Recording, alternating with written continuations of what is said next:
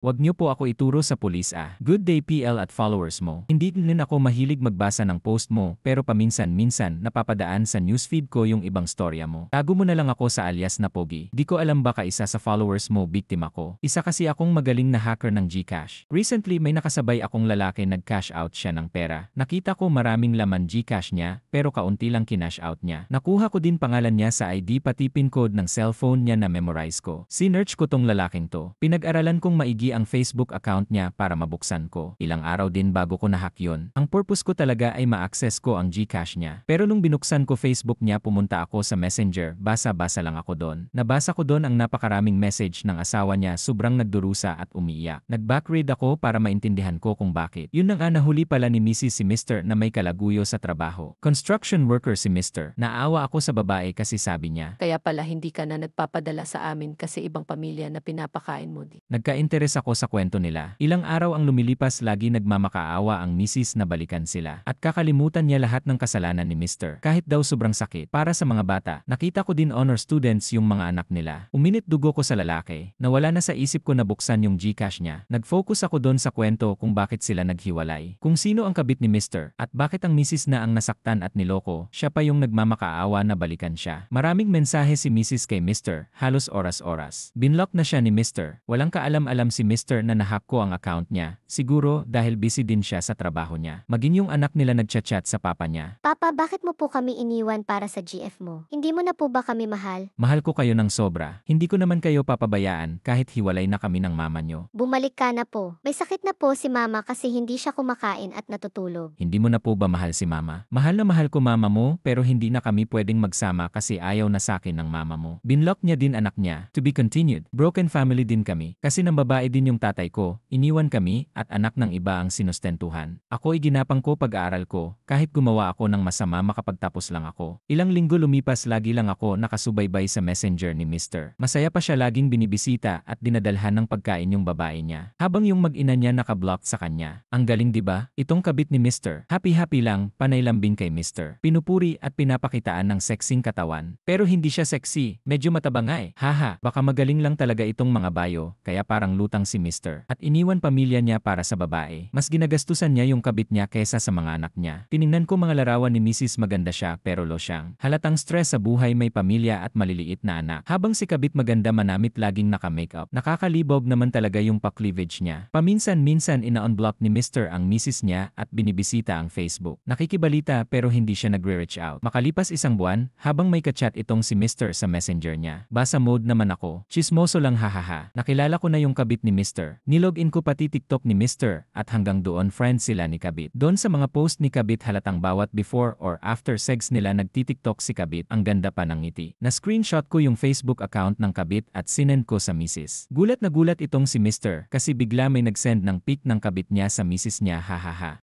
unsend niya kaagad. Ako naman na malakas man trip, ulit-ulit kong sinend pa ulit-ulit din siya mag-unsend. Yung grabe luha ko kakatawa pa ring PL. Pati screenshot ng post ni kabit sa TikTok sinend ko kay Mrs. Hindi niya mablock si Mrs. kasi kaka-unblock niya lang. Nagre-reply ngayon itong si Mrs. Siya ba ipinalit mo sa amin? Proud ka ba kaya pinapakita mo pa sa akin? Mister, hindi ako nagsisend niyan at hindi ko babae yan. May nanghack ng Facebook ko at pinagtripan ako. I-block mo muna ako lab, please. Tawa ako ng tawa pare kasi minayday ko din yung pic ng kabit. Pinost ko din sa account niya. Halos magdamag kami parang nag-agawan sa account ni Mr. Panay post my day at send ako sa messenger siya naman inumaga nakaka-delete. Kasi wala naman nakakaalam na hiwalay na sila ng misis niya at ng babae siya. Kasi tahimik lang yung misis siguro nagmukmok at umiiyak lang sa sulok. To be continued. Nagchat ako ng nagchat doon sa misis. Nagbigay ako ng tip at clue kung sino yung kabit ng Mr. niya. Kasi ayaw niya maniwalang yun ang babae ni Mr. niya. Nakakagalit yung part na tinutulungan ko siya para malaman niya kung bakit siya iniwan ng Mr. niya. Pero mas naniniwala pa rin siya sa Mr. niya na may nanghack lang daw sa Facebook niya. Kaya bigla may nagchat ng picture nila ng babae. Edited lang daw yun ng hacker para mag-away sila. Parang roller coaster yung nangyari sa aming apat. Lahat ng dalawa isinesend ko doon sa misis. Kahit alam kong masasaktan siya. Wala ginalit niya ako kasi mas naniwala siya doon sa Mr. niya. Kahit nag-effort akong tulungan siya. Sinigurado ko din na ma-stress yung Mr. at yung kabit. Inilabas ko sa public yung kalukuhan nilang dalawa. Itong kabit alam pala ng pamilya niya, parents, siblings, ginagawa niya. At kinukonsente nila kasi kasi nakikinabang din sila sa datong ni Mr. Habang yung asawa at mga anak ni Kabit nasa probinsya walang kaalam-alam na hindi lang trabaho inaatupag ni Kabit sa Maynila na nalalaki din. Itong Kabit kahit magulo na sitwasyon pa simple pa rin pineperahan si Mr. Stress na stress si Mr. dahil na-confirmed ni Mrs. na totoo lahat ng sinasabi ko nung nag-send ako ng video na nakuha ko sa Facebook ni Mr. Gerger video. Nalaman niya din sa kaibigan ng Mr. niya na totoo lahat at nag-live-in sa boarding house ni Mr. yung dalawa. Itong Mrs. blocked si Mr. na depressed at stressed nag-attempt din mag-suicide kasama mga anak pero naagapan ng kapitbahay. Nalaman ni Mr. sa kapitbahay ang nangyari at umuwi ito agad sa probinsya at binalikan yung mag-ina niya. Nakakagigil yung mga taong may pamilya na pero pag napunta sa ibang lugar at nakakita ng ibang pechay o longganisa lumalabas ang tunay na kulay. Doon sa Mr. na stalk ko bago mong account, mukhang bumawi ka naman na sa pamilya mo. Maayos na hitsura ngayon ng misis mo. Ang kapal mo lang sa part na nakuha mo pa umuwi pagkatapos ng ginawa mo. Sana magtanda ka na sa stress na inabot mo sa akin, sa kakaba-kaba na mabubuking ka na. Doon sa babaeng pamilyado na din kumakambyo pa sa ibang manibela, kulang ba yung longganisa ng asawa mong nasa probinsya? Balita ko din bumalik ka na din sa asawa mo buti tinanggap ka pa. Wala na ako makita kahit isa sa mga account mo